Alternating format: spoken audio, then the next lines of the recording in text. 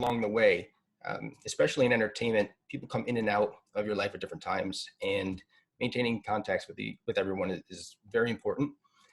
And so I say that because I met some of my lifelong friends at, in college, and some that played parts of my story later on, when I first started college at Hartwick. And so after playing ball there a couple of years, I was injured, too much to continue playing. So I ended up transferring first to SUNY Oneonta because I knew the town.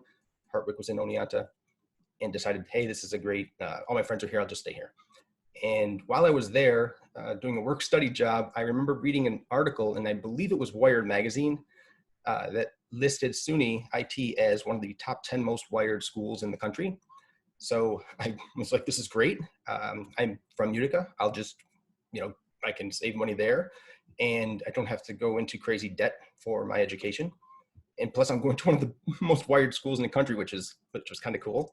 I actually saw the internet for the first time at SUNY on Netscape, which I don't even think that exists anymore. It was the college was, really high tech at that time compared to what I was used to. So going there, it was great. Ended up doing really well. And right after I finished, I moved to New York City. So when I got into New York, I always knew that I wanted to work in entertainment. I just wasn't sure in what aspect of entertainment. Being on camera was always something that, I wanted to do. It's like, hey, you got to go to New York and be an actor, right? So it took a little while to get to trying that. I initially started at a company called McKinsey and Company, which is a analyst program, or analyst program. It is a business analyst. And so I didn't really like what I was doing. I knew that I had to be doing something more creative, although I love math, love numbers. I initially went to school as a physics major, I believe. So I've always had an interest in that, but I realized I wanted to be more creative. And so I had left that job and applied to a job for a video game designer in the Village Voice. And after about 6 interviews with the company, which was Ubisoft, I was offered a job as a game designer on the first Batman video game for PlayStation, Xbox, and GameCube, I think it was. So this is late 90s. So while in New York, it was a great time there because there was something called Silicon Alley as opposed to Silicon Valley. And Silicon Alley is pretty much 14th Street to say 32nd on Broadway for the most part. So it was all just new tech companies popping up, and it was during the .com boom days. So video games were hot. The internet was just kind of really taking off. All these websites were launching, and there was, any night of the week you could go out and meet people that were also going out to meet people in the .com world. And it was these launch parties, and you'd win all kinds of stuff. It was a pretty crazy time in New York then, because it was everyone's like, that's a great product. So how's your website going to make money? And that's an awesome idea. How's it going to make money? And ultimately, nothing did make money, and the .com bust happened. So around the same time 9/11 and .com bust happened, I decided it's time to leave Gameloft, and I came to New York to be on camera, work in entertainment. So I did the same thing every other actor in New York did. I got a bartending job, and I started bartending for a pretty long time, then started auditioning. And after I had some success with it, it was great, but reality TV was just starting at the time. So I'd gotten a few lucky breaks, gotten to do some entertainment shows, red carpet events, things like that. But it turned into every reality show celebrity, quote unquote, they would get voted off the island or kicked off the show, and then they were taking all of the hosting jobs because it was a great opportunity. These people just had national exposure. Plug them in as a host for something short term, and then as soon as the next celeb gets kicked off, we'll just replace that person with a new one. And that's kind of the way it went. So I realized, being on camera really wasn't a great path. So but I enjoyed production, and I enjoyed working in the business. So I started focusing more on producing things.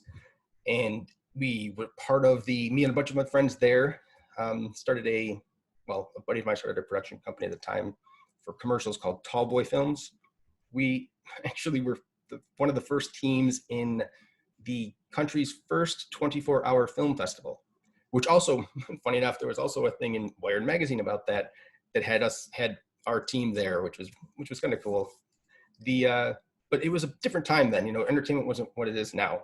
But all of these people I met along the way, people that I worked, on these film festivals with, and when I auditioned all the time and went to and started getting jobs, they weren't always all paying jobs auditioning. So a lot of them were like, you're doing a student film for an NYU student, or you're doing, a independent film for free. And so all of those people that I had met along the way, it's funny the way that, you do good work and people want to work with you, and you want to work with them, because, you end up building these great relationships. And so I end up after all of the hosting stuff ended, and production company stuff started, film festivals, commercials, doing like independent commercial production. And there were a lot of, at this time, branded content was coming alive. Branded content is like integrated content. So if a company wants to create, I don't know, a product, or create a commercial that shows somebody riding in an awesome car, well, that car is going to have a sponsor. It's going to be Ford. Yay, Ford's doing a branded content piece. And it was this really ambiguous thing. Lasted for a couple of years in the industry, until people just kind of moved away from it and went to more just, hey, this is a great time to cash in on the reality TV ideas. So you saw a huge blow up at that time. After these branded content pieces, you'd see a huge blow up of reality shows just being launched. I mean, it was pretty much month that you're hearing of new shows, 3, 4, 5 new shows that are in the pipeline being produced. So I was doing commercial production then. I tried my hand at starting a production company, also doing commercial production again, and had some success, but ultimately it was one of those, hey, I don't want to keep on doing this, and the industry's going to change, and then everyone's going to cut their budgets, and then you're done. So what I had done was, started looking around for more steady producing work, because it was, it's hard when you're trying to do your own thing all the time. It's like, okay, well, I got to get something a little bit more stable. And I had worked on a student film at NYU like 10 years prior for free. And the guy who was the director ended up working at NBC at the time. And because of him, he opened up the door for me there. And so I worked at NBC for a number of years, worked up with some great people. I worked at 30 Rock. So it was kind of a unique experience getting to see, the real inner workings of how network television and news works. So it was a great time there. I decided, though, after working on George to Rescue and these home renovation shows, that I really wanted to get back out and try, take a lot of the stuff that I've learned and on the production side, and try my hand again on pitching my own stuff and creating my own stuff. And it just so happens that a friend of mine who created the show Counting Cars, he was the showrunner for Pawn Stars. So showrunner, for those who don't know, showrunner is someone who basically runs the show. And the way that works in docuseries or unscripted television is they kind of create the beats of what's going to happen in each scene of the show. So, or each block of the show. And a block is just the space in between commercials. So between that first, the intro and then the first commercial, that's the A block, and so on and so forth. So he was the showrunner of Pawn Stars, and I ended up, I had gone to college with him at Hartwick. So we had maintained contact, and, we're good friends. And he was like, yeah, I'm gonna leave Left Field Pictures and start doing my own thing. And, maybe we should collaborate on stuff. And it was like, yep, exactly what we're gonna do. So that took, before we had our first show get on air, it was probably maybe 3 years. That company's called Letter 10 Productions. And that was the flag waiver of Iwo Jima. Actually, my producing partner, Joel, this is kind of his brainchild. He came up with a great historical project, and it really got this Letter 10 company on the map. So, we're just constantly pitching shows. And the way you pitch shows, a lot of times, that's even changing now. And especially because of what's going on, it's all virtual. Everything's virtual. So you find out on a fairly regular basis, it's it's not monthly, but maybe like every 7 weeks, you get what are called mandates from networks. And these mandates kind of list what the networks are looking for.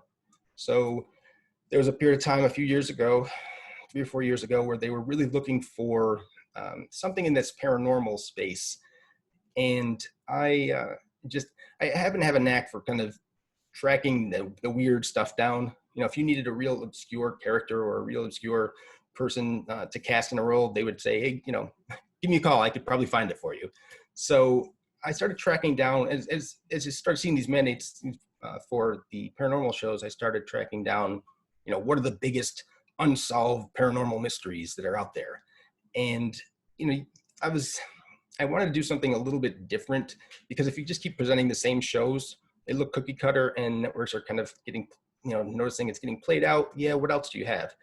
And so the pitch that I had done for The Secret of Skinwalker Ranch was, I told history, I said, I wanted to do a paranormal Oak Island. And, you know, that's great, you know, and how and where are we doing that? So that was still kind of up in the air, because there was a ranch out in Utah that was supposedly funded by the government. They're given like $23 million. And ends up that the 23 million wasn't supposed anymore. It turns out that it's actually, it was real. And around the same time I was connecting with the ranch, the New York Times posted an article where they were saying that the Navy had 3 videos of spacecraft or unidentified aerial phenomena, UAPs. And it was all happening at the same time. And even in that article, they mentioned Skinwalker Ranch. And Skinwalker had been kind of like the holy grail for, you know, the UFO world. It's the next thing up is Area 51, and I tried. No one's getting into Area 51. It's an active military base. So now that's out of the way. Skinwalker, there was a lot of times they didn't believe that anyone can actually get in there. And so I just started researching. And as a producer, you kind of do by any means necessary. You know, you whatever angle you can find into something, or whatever information you can find out, you kind of just take that to the end. And in researching the ranch, I ended up calling like the town that it's in Utah, and I was connected to a couple of different people and a reporter who wrote an article about, I don't know, like some kind of citation from the city that the ranch owner had gotten, but the owner never shows up, and they send somebody as a proxy in his place. So I ended up finding out who this proxy was, and then going through that person and basically trying to establish a relationship. It took me pretty close to a year of just text messaging, never even speaking on the phone, just straight up text messaging. And that turns out to be Thomas Winterton, one of the main cast members of the show. And he ended up having to pass me to the next level for vetting, because he told me that he wasn't much more than a janitor there, which was totally untrue, because Thomas runs everything. So he passed me off to Jim Morse, who is the ranch superintendent. And then after speaking with Jim for a number of months, I was passed on to their spiritual advisor to be vetted. And after I passed that, I eventually got in contact with the owner, who we had to give a nickname to, because the non-disclosures we had signed at the time, we weren't even allowed to utter his name. It was very secretive. There was some, you know, from what I understand, from what the owner tells me, there's still some kind of government interactions. I can't say much more than that. But we used to call him Poe, P-O, because we couldn't say his name. And even his first meeting with history, we introduced him as Poe, because you know, you have to stick. If you sign an NDA and you break that bond, or you know, you break that, not only are you liable, but you're also going to lose trust of the people you work with. So you're really keeping all the secrets close to yourself, you know, close to the vest. And so Brandon, the owner, ends up being Brandon, who is another, you know, billionaire guy, who bought it from an other billionaire guy. So at the ranch, it is after you get in, the entire process was a very lengthy and it was difficult, to say the least. But there was a lot of different hoops that you wouldn't normally have to go through. because this one, it was so secretive. It's one of these big hotspot places. No one's ever had a camera on there that has gotten off with footage that worked. The ranch has I talk about the ranch as if it's a person. The ranch has a way of deleting things. Things get erased. So a lot of times footage just doesn't make it off the ranch. So there was that element to it. These people wanted to do a show. History was really excited about doing a show. So were some other networks. Some didn't even want to take the pitch because they thought we were lying, that we couldn't actually get in Skinwalker Ranch. Because at the same time we were in talks with History, some other producer put a package together, a little sizzle reel, and started pitching Skinwalker Ranch as a show to travel. The owner of the ranch had no idea who this was. Nobody did.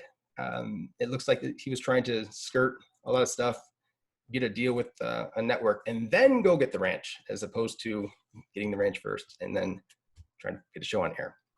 But being at the ranch, I know I try to give you a good timeline of things, but I feel like, yeah, whatever, get on. How was the ranch? Was it crazy? Yes, it was nuts. The ranch is a scary place. I don't recommend people try to go there. There's security for a reason. The perimeter is secure. There are more cameras and security measures there than anyone will ever see on TV, because it just has to be. There's a lot of expensive equipment running all the time. These experiments are running. Some of the land is even, I almost slipped up. I can't tell you this. Yes, there's a lot of experiments running. And at that, because of that, if somebody steps in and interferes with stuff, it can throw an experiment. All the results just ruin everything. If it taints it, then you have to start again. If you've been collecting data for 3 months on seismic activity and someone starts running around, then now all the data is potentially tainted. So you're starting again in a lockdown environment. I had witnessed a number of things there that I can't tell you what they are. The scientists at the ranch all have theories, but no one would ever go on the record right now saying, oh yes, that's an alien, or yes, that's a spaceship, or that's an interdimensional creature, because you can't prove it or disprove it yet. So the idea here is, just like Oak Island, one location for an extended period of time and run actual science experiments that you're not pseudoscience, not a guy running around in the dark with a night vision camera wanting to fight ghosts and pretending to bring a Xbox Connect with him to see these ghosts. Like, that's not science. That's just, TV production. So having now someone with the funds, Brandon, he's already spent tens of millions on equipment and studies there. He's not going to stop. Just like on Oak Island, they're not going to stop until they find something. If they can continue digging this year, that's still up in the air. We're not sure if that's going to happen. But Brandon is going to get to the bottom of things. And that is, I can tell you this, I can end it with, I'm not going to go back there because I don't want to go back there. I'm all set. There's I've seen all I need to see, and I can let everyone else continue on. I'm just going to keep looking for new shows. So Jennifer, thanks again. It was awesome. Yes, that is fascinating. Unfortunately, our chat box is not working tonight, so I did have a few questions that came in ahead of time. We were talking about technology earlier. Right, yes, it's always, and it's something else, the rant always causes problems. So I'll ask the couple questions that came in earlier, and then if people want to have a question and want to unmute themselves, we will do that. But TJ does have the right to not answer a question if he's unable to share. Yes, I can put that out there. If I don't respond or next, there's a couple of reasons why, probably. I am still under NDAs and stuff, so. Yep, absolutely. So the first question is, you talked a little bit about how you got involved with the Skinwalker Ranch. Were you ever concerned for your own safety at the ranch during filming? And if so, explain. Sure. Thank you. That's a really good question. Yes, I was concerned for my safety before I went there, while I was there, and after I left. I was a little scared because of, reading the book and seeing all the videos and things online of people doing these, these stories. It builds this legend and lore around it. So it ends up, you get scared. You can't help it. Is there really something? Is there not something? So I was lucky I didn't see a shape-shifting werewolf. I didn't see anything like that, but I was more afraid of what the environment was going to do, like what environmental risks there were. Because at this point, I'm a TV producer. A lot of my background is in home renovation shows and things like that. So I want to make a great television show. I don't want to die because of some alien stuff out there. I just want to make a show. This is awesome. So I was afraid of, what could happen. And sure enough, while I was there, I ended up, for the doctors that I had spoken to, we don't know exactly what had happened. We're assuming that I had inhaled something. I had gotten really sick while I was there for 9 months. So my initial time I was there, upon going, I was sick for 9 months with respiratory illnesses. I had done all kinds of tests. We couldn't figure out what it was. Blood tests were coming back negative, but everything was inflamed and I was getting ringing in my ears. So now we know that could be due to high levels of radiation. But, I wasn't sure a lot of times if I was hearing things or if I was hearing music or if it was in my head. So luckily, after I had gone back and finished rapping myself, one of the last days we had the Native Americans did a cleansing ritual on me, the shaman who was there on site. And so they, it was great. It was an awesome ceremony. And I can tell you, I felt better right when it was done. And I came home and that was it. I have not had any symptoms since, but it was scary. It was definitely scary. Sounds that. Wow. Well, I'm glad you're doing better. The other question is in one of the episodes, the entire team witnesses and documents 2 UFO sightings directly over Skinwalker Ranch. Can you comment on that? And were you there? I was not there for those sightings that were recorded that day. I have seen others with my own eyes while I was there. Not only have I seen, I've smelled things, I've touched things. There's a very strong sulfur smell happens at times when there's something that you see. Like if you can end up seeing something, chances are it's followed shortly thereafter by a sulfur smell. No rhyme or reason yet. Can I comment on what it was? Well, you saw it. The host of the show, Travis, he likes to say that it was first contact, this was historic. We made first contact. At this point, there's the jury's still out on that. We're not exactly sure. There was something there. We caught it on multiple cameras with multiple types of devices. So it's not just one type of camera. It's been recorded in other ways as well that we'll get to in the show as time goes on.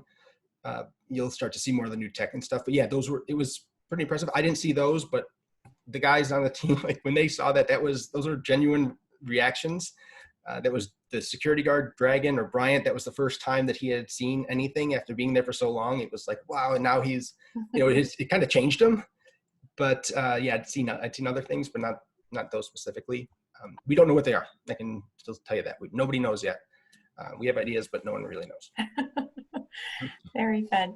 So if anyone else has a question, if you just want to go ahead and unmute yourself or send me a smiley face and I can unmute you. There you go. No, it's yeah. Hey TJ, this is Mike Aiello, SUNY Poly alum of 2017. Great to hear from you. I'm a big fan of your show. Me and my mom watch your show constantly, and awesome. She's watching it with me right now, so she's loving that you answered one of her questions. She's excited. Thank you. I do have one question for you. What was Sure. your fun memory when you were at SUNY Poly? Well, could you ask me one more time? You cut out. I'm sorry. What was my what? What was your most favorite memory being back at school? So we were talking with Jennifer yesterday. We were trying to figure this out because all of that. I was there 97, so it was all the people that I knew there, the instructors and stuff were gone or are no longer there. But in my fondest memory, I was telling her that I had this one professor, he's a marketing professor, and what was his saying? It was always ABC, always be closing. Like, this is my fondest, this has stuck with me forever. And his name was Ken Martin, I believe it was. And he was great. He was an awesome professor. And he was always the one telling you, always be closing. Like, don't talk too much, shut up and close a deal. Like, he was very, he was a salesman. He used to sell these buttons. but he really instilled in me there the idea of, relationships, creating relationships and really getting to know people. And, you never know who you're talking to. So just don't be a jerk, basically. You got to be good to everybody. And, it all comes around eventually. Everything comes around. Just be a good person. And he kind of instilled that, like, this is how business works. And it kind of stuck with me. But other than that, gosh, 97, it was really cold, a lot of snow all the time. Those are fond memories, I guess. But yeah. Oh no, seeing the internet for the first time. That was a big thing for me. That was the first time I'd seen the internet was there. So, but I was born and raised in Utica. So in terms of like friendships and things like that at SUNY, it was, I kind of rekindled a lot with my older friends. So yeah, luckily I had a good support system and stuff like that there. So I don't have any like kind of crazy cool social memories, but anyway, thank you. Thank you for the question. That was good. Yeah, appreciate it. So I can tell you this too. Production for season 2 started or this week.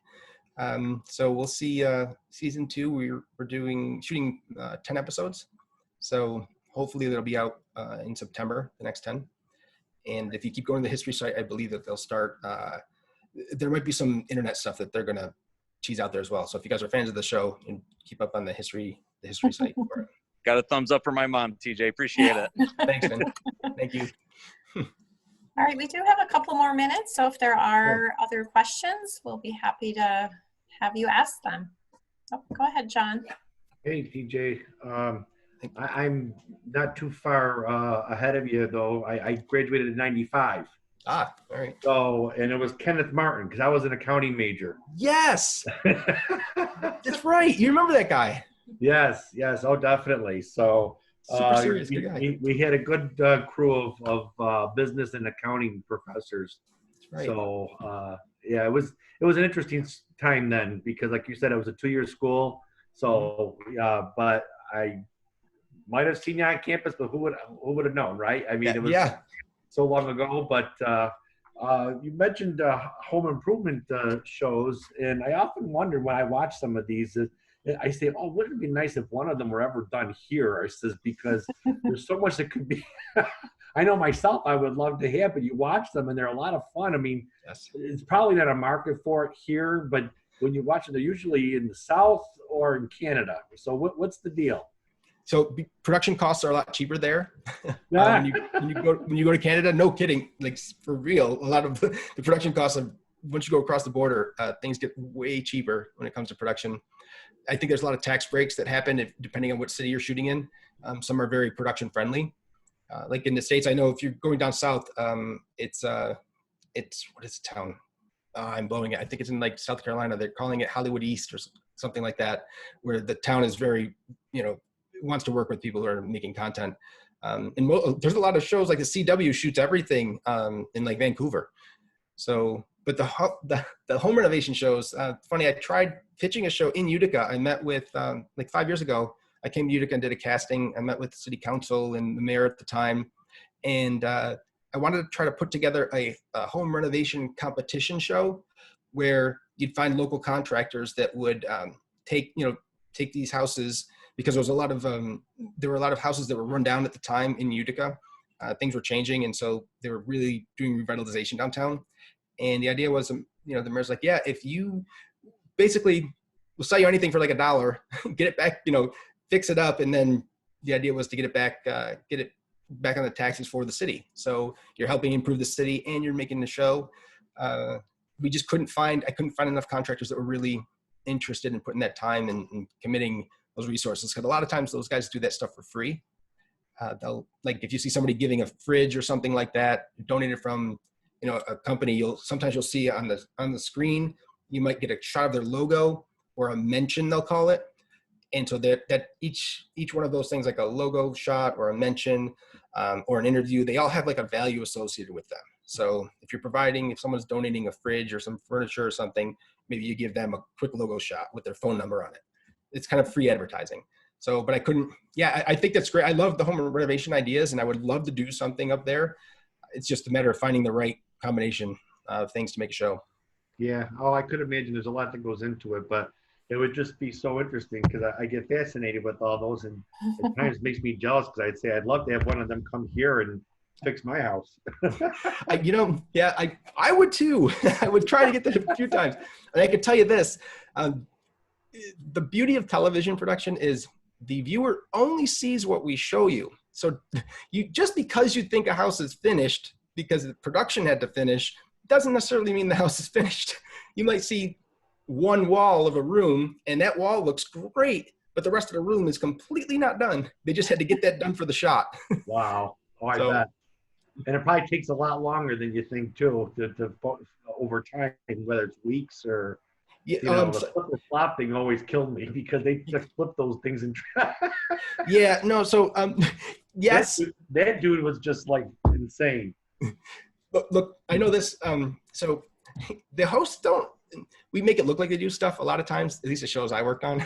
But while the host is doing the shot and saying, we're going to paint this wall with this paint color, there's like 30 guys on the other side of the camera waiting for him to get out of the way so they can do the work. Oh, I bet. To get it done. Sure. Well, thank you for that. That's awesome. And it's great to see that as an alum that you've, made your way, and we're certainly proud to have you among all of us. So thank you for doing this. Oh, thanks, man. Great. It's nice talking to another, I guess we're old timers now. I guess. I don't want to think of it that way, right? But right. Seriously. It's funny because I actually work there now myself. And, it's changed so much since we've been there. We went to school, but I like to see if I can sort of blend in a little bit. I get it, man. I get it. It's not quite. It's not like walking around, 25 years ago. It's a little bit different. So. Very true. Thank you, though. This is thank you. Appreciate the question. Thank you, John. One last question. One more. I just want to throw it out there. So I'm constantly looking for stuff, and I make myself available. I was telling Jennifer. So on Twitter, primarily, you can follow me. It's TJ Allard at Twitter. That's my handle, and I respond pretty much daily. But I'm constantly looking for other shows and ideas. But I should say, I'm not looking for ideas because no matter how much I like to think I have awesome, unique ideas, I don't. Nobody does. No ideas are original. You need to find the person that embodies the idea, and that's what you're looking for. You're looking for talent that is doing what that great idea is, whether it's house hunting or flipping or whatever. Yeah, that's a great idea, but your host has to be really boisterous and loud and big. So it's the talent that drives them these days. The ideas everything's been done, unfortunately. So. Well, good. Well, thank you everyone for joining us, and thank you, TJ. We really appreciate you being here and hearing your story and knowing you started at SUNY. Well, I guess it was SUNY IT back then, and you're from Utica, so it's great to have you here tonight, and we can't wait to see your name in the credits. Yes. Again. Yes. Yeah. Hopefully September. We'll see. If we get lucky. Right. Well, thank you. Have a good night, everyone. All right. Take care. Thank you. Bye.